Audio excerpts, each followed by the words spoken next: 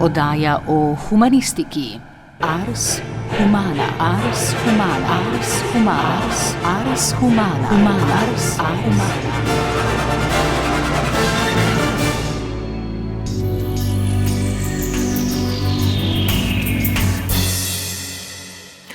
Vnovič je treba razmisliti o vzhodu na zahodu, je ena od misli britanskega socialnega antropologa Jacka Goodyja.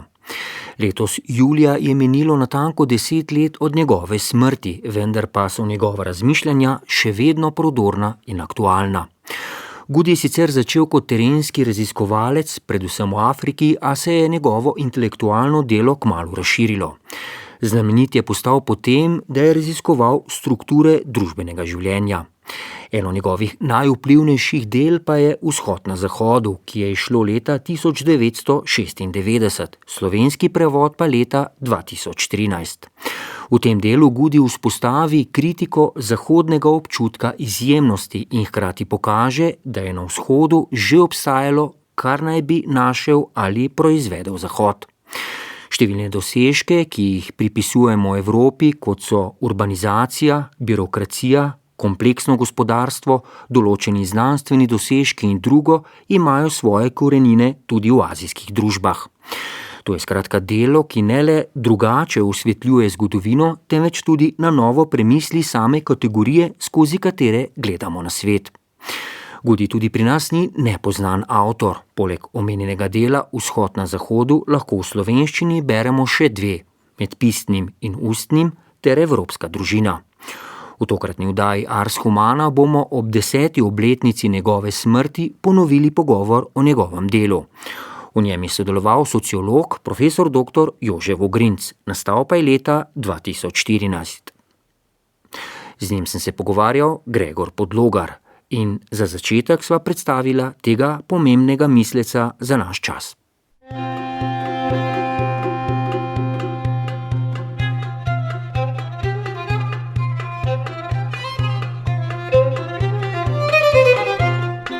On je po izobrazbi, ki je pač sodi že v generacijo rojeno ob koncu Prve svetovne vojne, v generacijo, ki je pravzaprav proslavila britansko socialno antropologijo, že med objema vojnama, pozneje tudi po drugi svetovni vojni, in ki je pravzaprav črpala od ljudi, kot so bili Malinowski, Evans, Pritchard, Radcliffe, Brown in tako naprej.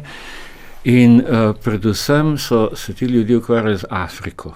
Kar je pomembno zaradi tega, ker Zahodna Afrika se je pravzaprav pokazala za nek poseben svet, ki je poznal recimo razredne družbe, kralje, kraljestva, ampak v resnici te družbe niso bile niti, recimo, družbe, ki bi temeljile na državi, pisavi in tako naprej, kot recimo te tako imenovane velike civilizacije Evrope, Islama, Indije, Kitajske.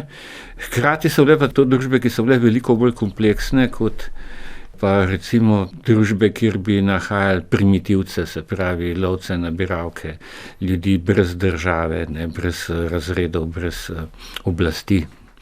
In to, da je on poskušal ne samo se ukvarjati s terenom, ampak pravzaprav poskusiti razumeti te specifičnosti in poskusiti jih razumeti primerjalno in poskusiti jih razumeti v bistvu na eni ravni, ki je zahtevala zgodovinsko primerjavo.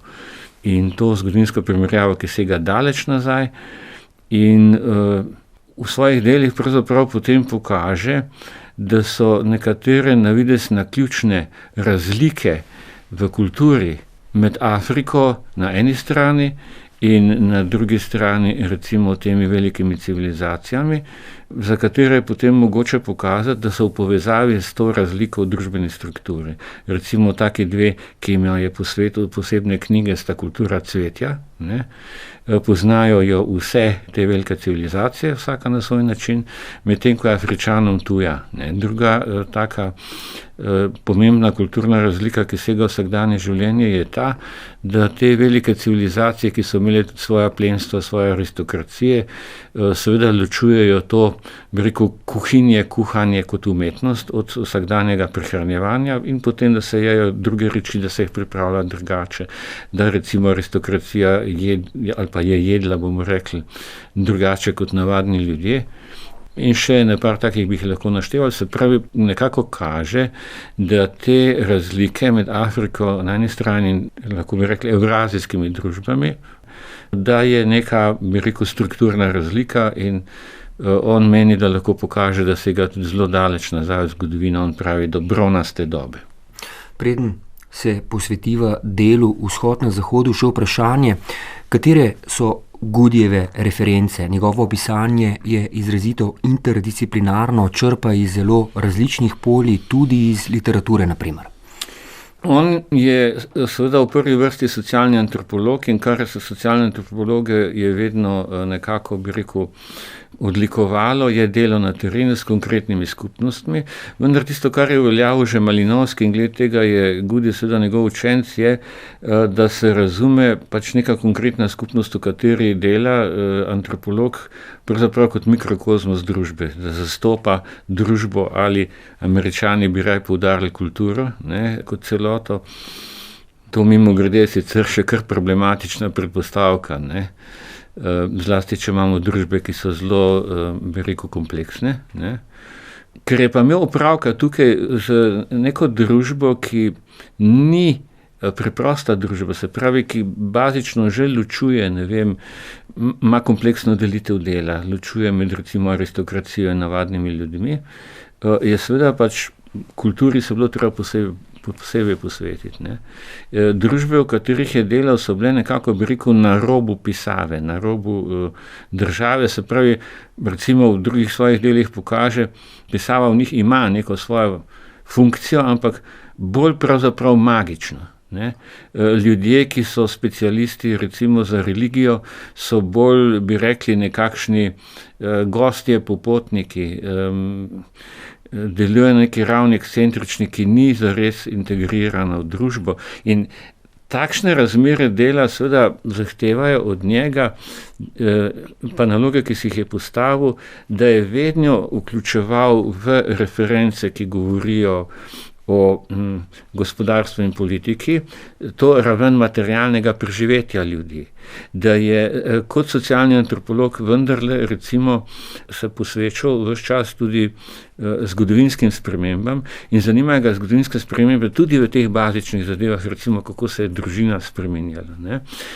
Literatura, na primer kultura, seveda pride zraven zaradi tega, ker je kultura v vseh družbah pač neka temeljna dimenzija teh družb, ne. In on recimo se je zelo veliko ukvarjal tudi s temeljno spremembo, ki jo pisava prenese družbam in literatura je vendarle vezana, ne, na pisavo, na pismenost, ne. Goodij je v stalni polemiki, če smem tako reči, z mnogimi misleci od Marxa do Webra. Zakaj? Kaj mu to omogoča? Kritično distanco recimo do lastne tradicije, doktor Vogrinc? Ja, upoštevati moramo, da je pravzaprav teh del, ki so eksplicitno kritična do tega, kako Evropa druge civilizacije razume. Eksplicitno se tega posla lotil Goodij, ko je bil že pravzaprav v pokoju. On je rojen 1919, to so pa dela, ki jih je recimo od 80 let prejšnjega stoletja naprej pisal. In moje, bolj bom rekel, mnenje, kot pa da bi se tukaj skliceval na kakšno izrecno njegovo izjavo, je, da se je tega lotil zaradi tega, ker v obdobju, ko je postalo vendarle kristalno jasno tudi navadnim ljudem že, da se vloga, ki jo ima Vzhod, ne, v svetu bistveno spreminja, da se pa v resnici poznavanje Vzhoda v navadni zavesti, tudi pri intelektualcih, ni spremenilo prav nič, ne. Tisto, kar torej Goodij napravi, je, da raziskave, ki so se tudi v recimo zahodnem specialnem raziskovanju, na primer azijske zgodovine, tako gospodarske, politične kot kulturne, zgodile in se dogajajo od 70. 80. let naprej, praktično te rezultate teh raziskav, ki so povsem ovrgli nekdanja evropska prepričanja, v resnici niso prodrli ven iz sinologije, naprimer, ali pa indologije, da ne govorimo arabistike, v recimo splošno zavest zgodovinarjev, humanistov, družboslovcev. Odkot pravzaprav izvirajo povezave med vzhodom in zahodom? Goody v dodatku k delu Vzhod na zahodu pravi, da te povezave segajo že v svet Mezopotamije. Tisto, kar Goody pripisuje bronasti dobi v Mezopotamiji, se pravi, danes bi rekli, da je to obdobje, ki sega vsaj v 3., če ne v 4. tisočletje pred našim štetjem, se pravi recimo okroglo 5000 let. To je doba, ko se pravzaprav začnejo take institucije, ki jih prej svet ni poznal, država, pisava in tako dalje. In precej očitno je, da jih imamo kmalu na več koncih sveta. In samo tisto dejstvo, bi rekel, ki Goodyja tukaj pritegne, je, da imajo te spremembe, se pravi, po njegovem tudi pač obdelava kovin, kjer ni posebno izbir, tu se pač sklicuje na Childa, ki je delal že med obima vojnama, pa predvsem pa to pisava, pisnost, država z njeno organizacijo in pa kultura, ki je vzdignjena v posebno sfero in glede katere se pravzaprav elite precej ločijo od navadnih ljudi. To je tisto, kar on pokaže, da je skupna evropskim civilizacijam, ni pa v celoti recimo značilno za Afriko in to je polje njegovih primerjav. Zdaj, kakšna je narava teh, bi rekel, povezav intelektualnih, bi rekel, selitev iznajdb, selitev izumov, prevzemanja recimo intelektualnih novosti. Tukaj je pravzaprav se Goody loči od predhodnikov predvsem v tem, da poskuša nekako te povezave misliti kot nekaj, kar ima drugačne rezultate, kot so pač od njih bili Evropejci navajeni razmišljati. Recimo pri nas je dokaj splošno znano, da so nekatere iznajdbe prišle iz vzhoda. Prva, v kateri se učite v osnovni šoli, je kompas. Manj ljudi že ve, da je med drugim to smodnik. Zelo malo ljudi pa ve, da so recimo Kitajci koks pa jeklo izdelovali davno pred Evropejci in da so tega tudi izdelali še v začetku 18. stoletja bistveno več kot pa cela Evropa, da so se v začetku 19. stoletja, se pravi že v času industrijske revolucije, učili Američani in Angleži puške delati od Indijcev. To je globoko zakopano v zgodovinskem spominu Evrope. Zdaj, kar pa zadeva dejanske povezave med vzhodom in zahodom, jaz seveda tukaj uporabljam kot bližnjico ta dva izraza, v bistvu bi Goody rekel, da sta kot taka neupravičena. Iz več razlogov, zaradi razlik med vzhodnimi civilizacijami sami in zaradi tega, ker je Zahod pravzaprav del istega sveta, Evrazije. V tem, kako pravzaprav te povezave potekajo, so se arheologi začeli prepirati že od takrat, ko je pravzaprav postalo jasno, da so te sposoje še bistveno starejše, kot je pa bronasta doba. In to velja zlasti za luksuzne predmete, recimo nože iz obsidijana, za dragocene predmete. In tudi recimo, ko gre za udomačene rastline in živali, je jasno, da so te izposoje prazgodovinske, bistveno starejše, kot jih pa katerakoli civilizacija pomni v svojem spominu. Tako da vprašanje je, kako jih pojasnjevati. V Evropi 19. stoletja so seveda menili, da je od nekdaj bodisi Evropa, bodisi Bližnji vzhod, pač začetek vsega, kar se je v svetu spremenilo in da so pač drugi s postopkom, ki se mu reče pač difuzija, preprosto sprejemali te izume in je bilo vprašanje samo, ali so jih sprejemali na podlagi nekakšne, bi rekel, menjave, ali na podlagi tega, da so se Evropejci tudi, širili, bodisi samo kot popotniki, bodisi celo, da bi šlo za nekakšne osvojitve in tako naprej. Danes vidimo, da so te predstave preprosto napačne. Bom to ilustriral z enim zgledom. Za začetke pisave v 4. tisočletju pred našim štetjem je že dolgo časa zelo očitno, da se pisava praktično hkrati pojavi v Egiptu in v Mezopotamiji. Potem imate pa pravzaprav na vsakih vsaj nekaj 10 let nihanja glede tega, ali je Egipt vir, ali je Mezopotamija vir, in ena dost majhna arheološka razkritja vam pravzaprav lahko tehtnico v eno ali pa drugo stran prevesijo. Odgovor tukaj seveda je ta, da moramo vprašanje spremeniti. Ne. Kar je očitno je, da ko so pisavo izumili ali na enem ali drugem teh krajev, na drugem kraju niso preprosto prevzeli tega izuma, če tako rečem, s kožo in kostmi. Kar se prenese zgolj spodbuda, obstaja nek sistem, ki nam omogoča beležiti podatke in komunicirati nadaljavo bistveno učinkoviteje kot prej. Kaj pa, če bi mi imeli tudi to?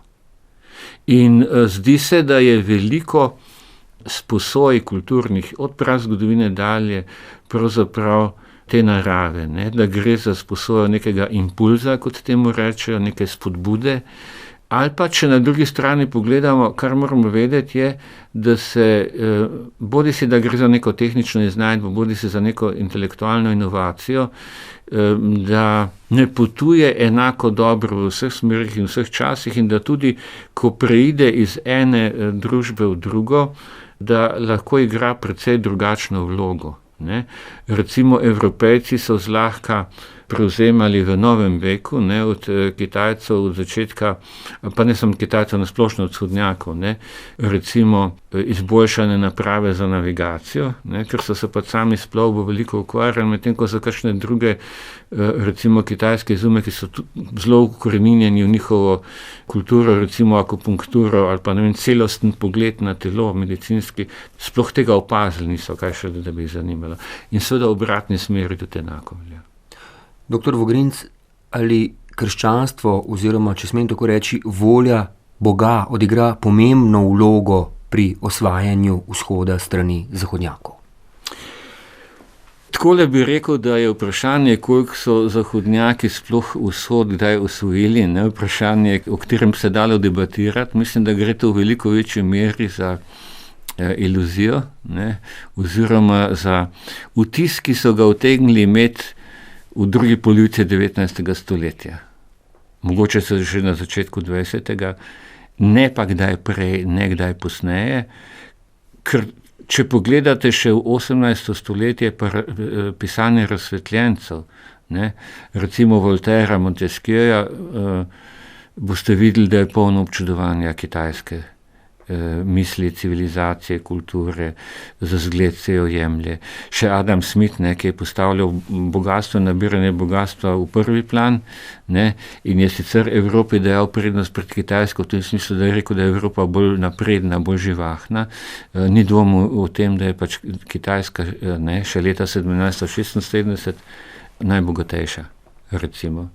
Tako da pridejo misionarji v 16. stoletju in imajo izkušnjo Latinske Amerike, kjer so vsilili krščanstvo in imajo idejo, da bi nekaj podobnega napravili tudi na vzhodu. V 16. stoletju so Španci načrtovali, recimo, da bodo Kitajsko osvojili. Čim so malo bliže prišli, so videli, da so to čiste iluzije. Se pravi, 16. 17. stoletje počasi razbije te iluzije in počasi pripelje do tega, da so se v cerkvenih krogih ukrepile misli, da bi se moralo krščanstvo pravzaprav bistveno prilagoditi vzhodu, če ne bi sploh postalo intelektualno zanimivo. Kitajce recimo v času okrog leta 1600, ne, ko so tisti, ki začnejo, pravzaprav zanima evropska znanost. Vsi začudeni odkrijejo, da sploh nekaj takega obstaja. Ne. Preseneti jih, da ti barbari, južni, kot so jim rekli, da so pismeni. To je čas, ko se potem pogruntajo jezuiti in kasneje tudi drugi, da bi pravzaprav morali na vzhodu nekako intelektualno najprej prepričati, bi rekel, vrh družbe. Ne. Predtem namreč vemo, da frančiškani v Indiji so v 16. stoletju uspešno prekrščevali samo najnižje družbene sloje, ne, ki jim je to bila ena pot, bi rekel, da so si nekoliko olajšali bedo. Tako da jaz zdaj se bom vzvratno vrnil, ne, v Ameriko. Ta ideja, da je Bog tisti, ki posreduje pri tem, da so Evropejci sploh odkrili kak svet, ne, sodi v čas Kolumba in prvih osvajanj. Ne. Včasih se tolmači to, da so Evropejci seveda utemeljevali svoje osvajanja s tem, da prinašajo možnost odrešitve domačinom. Včasih se to razume kot čista manipulacija. Vendar ni tako preprosto in tudi ni bilo od vsega začetka tako preprosto, kajti če pogledamo v 16. stoletje, so pravzaprav Evropejci imeli zelo veliko izkušenj z dejstvom, da na vzhodu živijo kristjani že stoletja in stoletja pod vladavino drugovercev in so to stanje sprejemali. Ne. Zadeva se spremeni takrat, ko naletijo v Ameriki in drugod na ljudstva, ki so jih bolj ali manj z lahkoto obvladali. Takrat pravzaprav se šele začne porajati ta ideja, da se je to zgodilo zaradi tega, ker je, ne vem, Bog na naši strani ali pa kaj podobnega. Ne.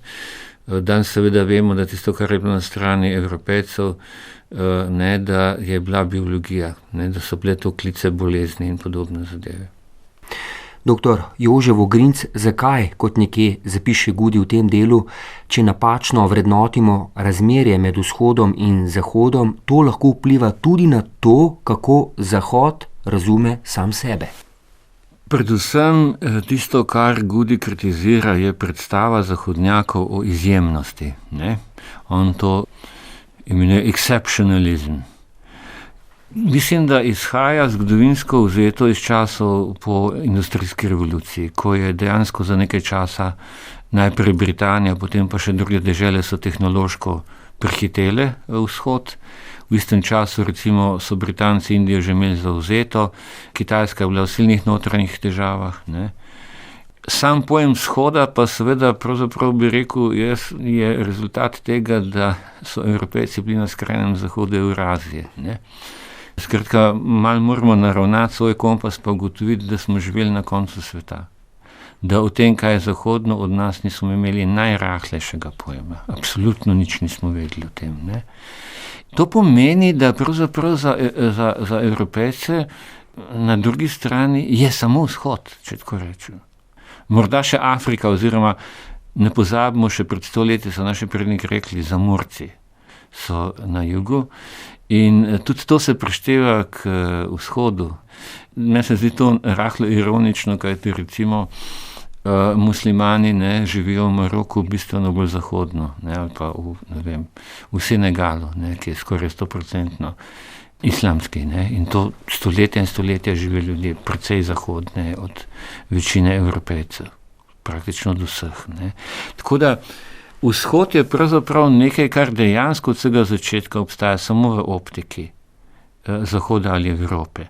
Kar je ključno vprašanje za Goodyja je, zakaj in odkdaj evropski humanisti in družboslovci mislijo, da veljajo za evropsko družbo neke druge zakonitosti. Da je evropska družina drugačna in je omogočila individualizem. Da so Evropejci razvili neko duhovno in kulturno naravnanost k trgovanju, ki je na vzhodu niso. In v knjigi Vzhod na zahodu je glavna ost njegove kritike ta, da pravzaprav pokaže, nič od tega Evropejci zares niso izumili. Ali je to bilo izumljeno že nekje prej na vzhodu, ali gre preprosto za neke vzporedne oblike razvoja, kjer razlike niso bile tako zelo vidne.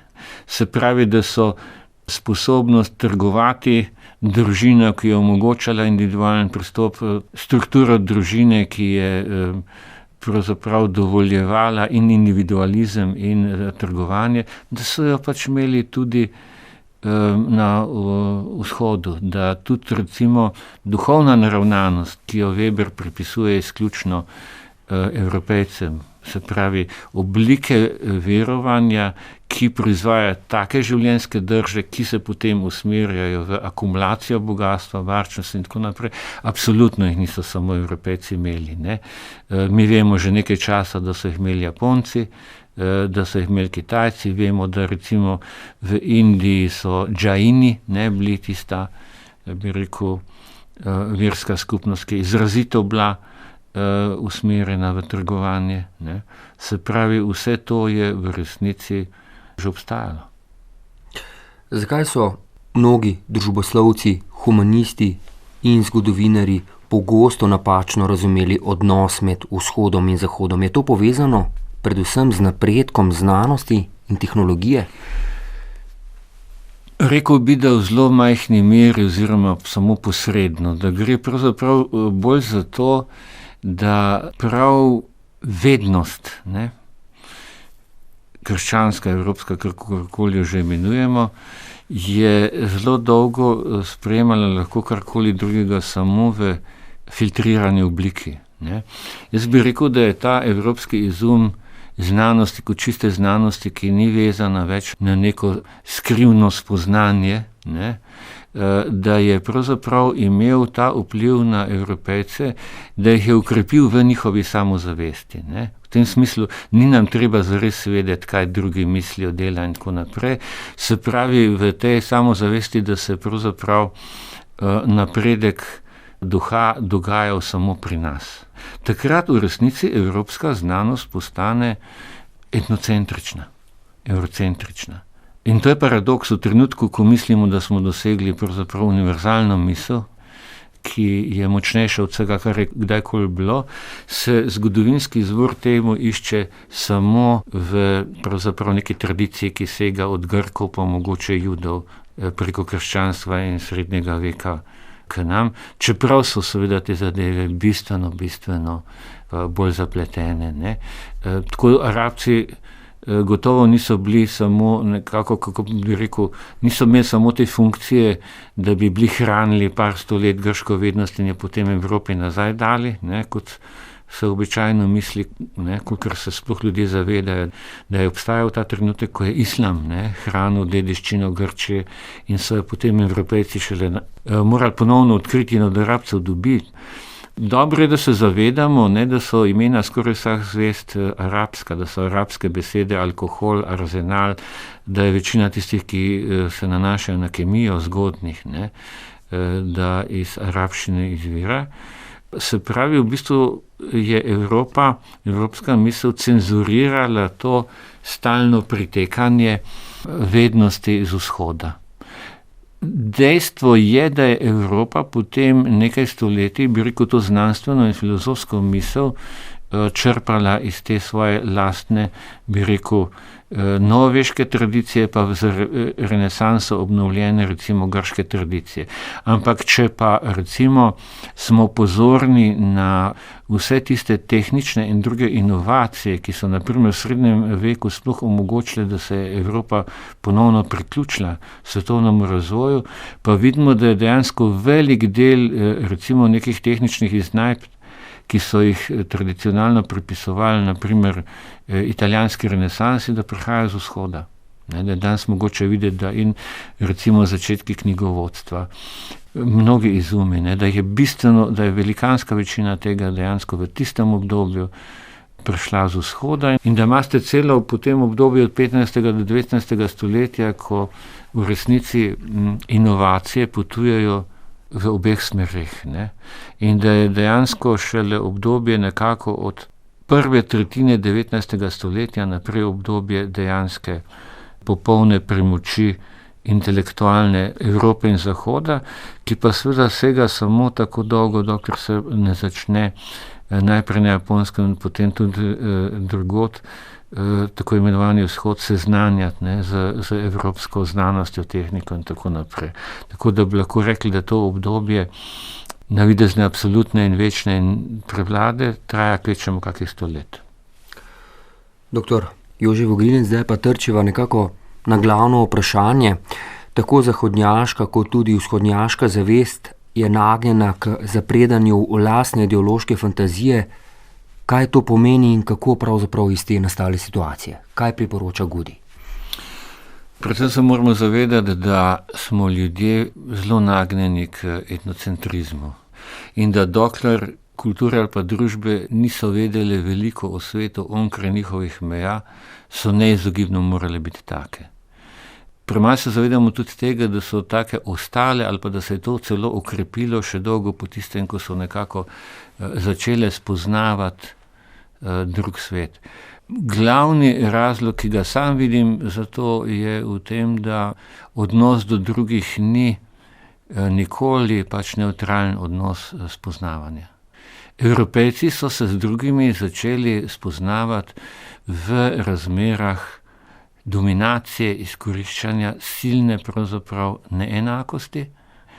In z druge strani si moramo predstavljati recimo, kakšna neverjetna travma je morala biti za Indijce, ki so imeli pravzaprav neko zelo staro kulturo in so jo smatrali za intelektualno in duhovno nadmočno tej, ki so jo prenašali, ne, Britanci, ne, da se nenadoma počutijo, ne vem, na tehnološki ali pa politični ravni v podrejenem položaju. Ne. Kitajci so ravno tako imeli predstavo o tujem svetu, kot da je pač bolj, ko se oddaljujete od Kitajske, bolj barbarski. In glede tega so recimo vzhodnoazijske civilizacije, ki so predvsem povezane s tem, bi rekel, razvojem Kitajske, se popolnoma enako vedle. S tem mislim recimo na Korejce ali pa Japonce.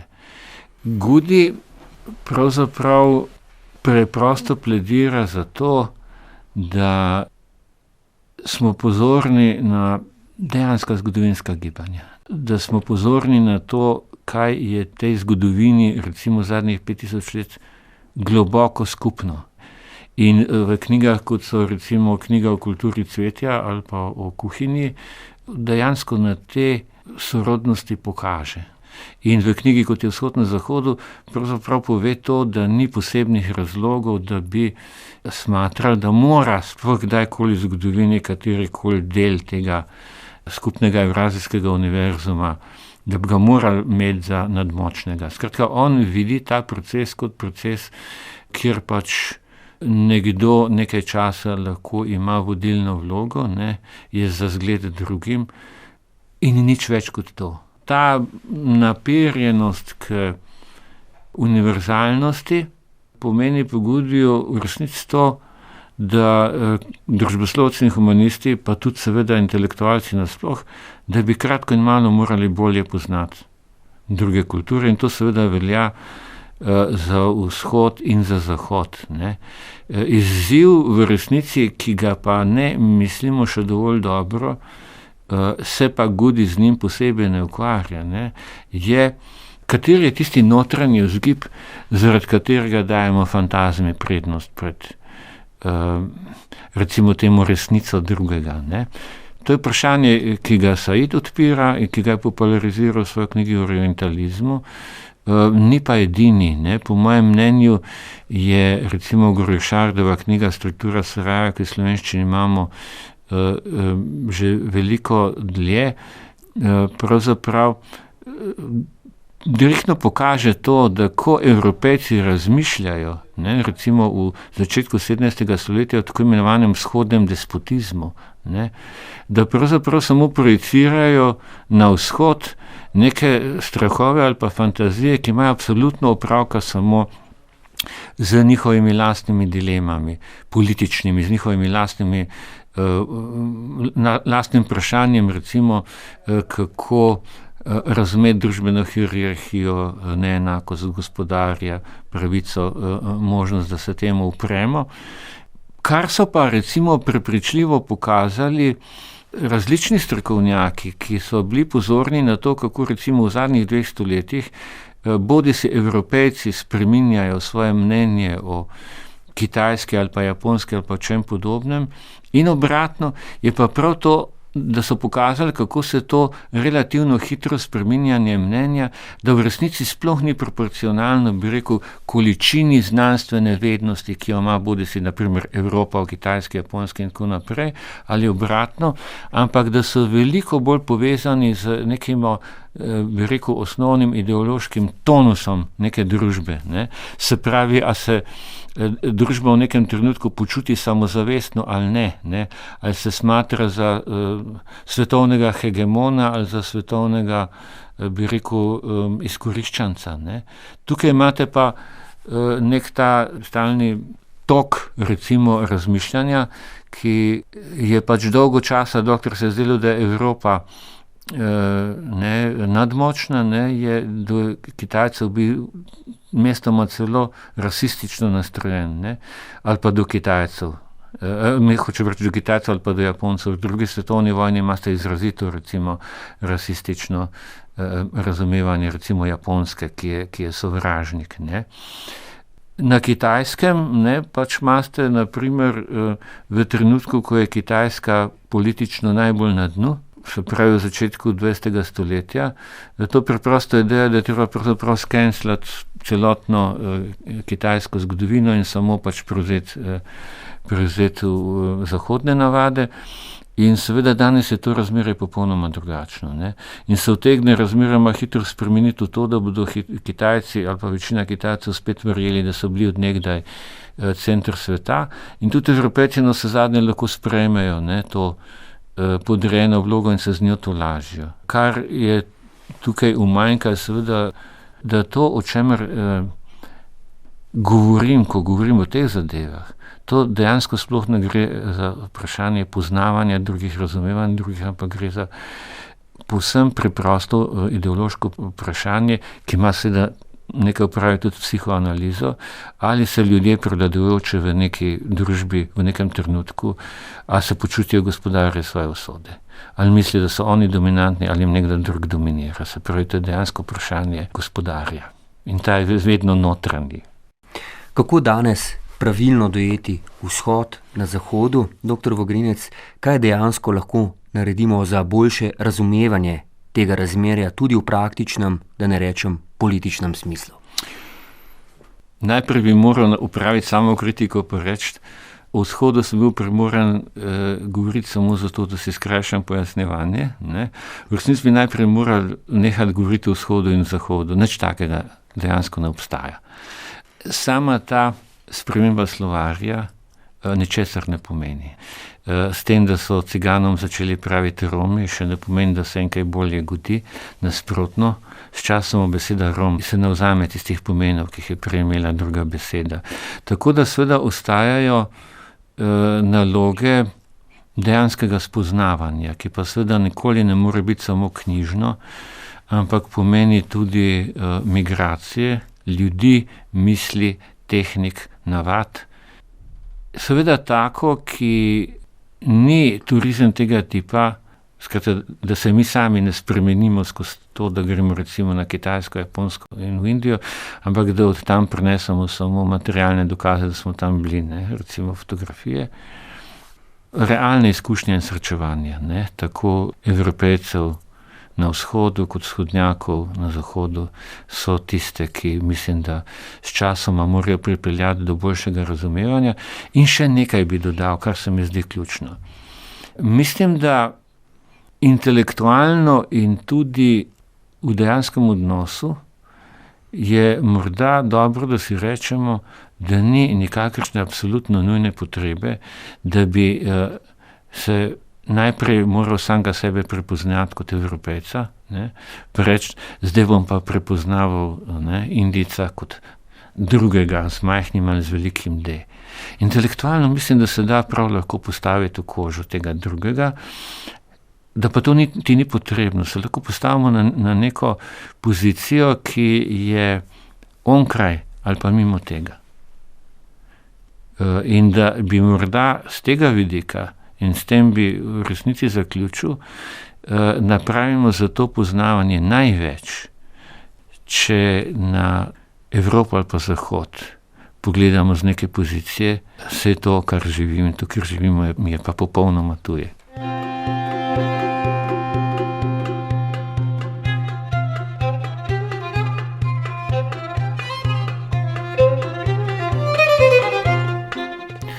Poslušali ste oddajo Ars Humana, ki smo jo prvič predvajali leta 2014. V njej smo vam ob 10. obletnici smrti ponovno predstavili britanskega socialnega antropologa Jacka Goodyja.